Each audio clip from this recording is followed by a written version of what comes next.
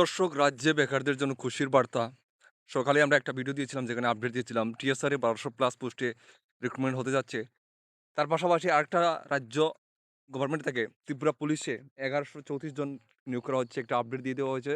খোদ মুখ্যমন্ত্রী ডক্টর মানিক সাহাজি এটা ঘোষণা দিয়েছেন। আপনারা যারা রেগুলার ত্রিপুরা এক্সাম ক্র্যাকারের ফলোয়ার্স, সাবস্ক্রাইবার আপনারা জানেন, আমরা গত ২ মাস আগে থেকে আমরা বলে আসছি যে এই বছর ত্রিপুরা পুলিশ, সাব ইন্সপেক্টর ইত্যাদি এগুলো কিন্তু নেওয়া হবে। যেটা আমরা বলেছিলাম ফরেস্ট গার্ড সবগুলো নেওয়া হচ্ছে। কারণ আমি বারবার এগুলো বলেছিলাম এগুলো নেওয়া হবে, এই বছরই হবে। এই বছরই এগুলো চলে এসেছে এবং এই বছরই এগুলো প্রক্রিয়া সম্পূর্ণ শেষ করা হবে। ঠিক আছে? কারণ কেন?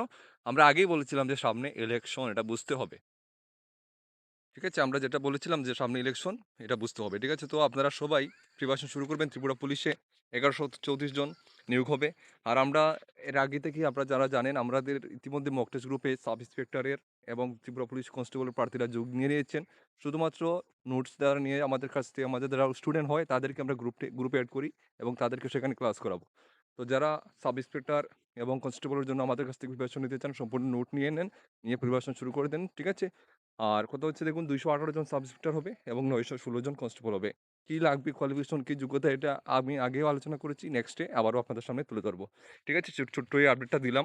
১১৩৪ জন ত্রিপুরা পুলিশ সাব ইন্সপেক্টর এবং কনস্টেবল মিলিয়ে শীঘ্রই নোটিফিকেশন আসছে। আপনারা অপেক্ষায় থাকুন। আর এখন থেকে ফিজিক্যাল প্লাস রিটেন এক্সামের প্রিপারেশন শুরু করে দেন। ভিডিওটা সবাই শেয়ার করে দিবেন। জয় হিন্দ।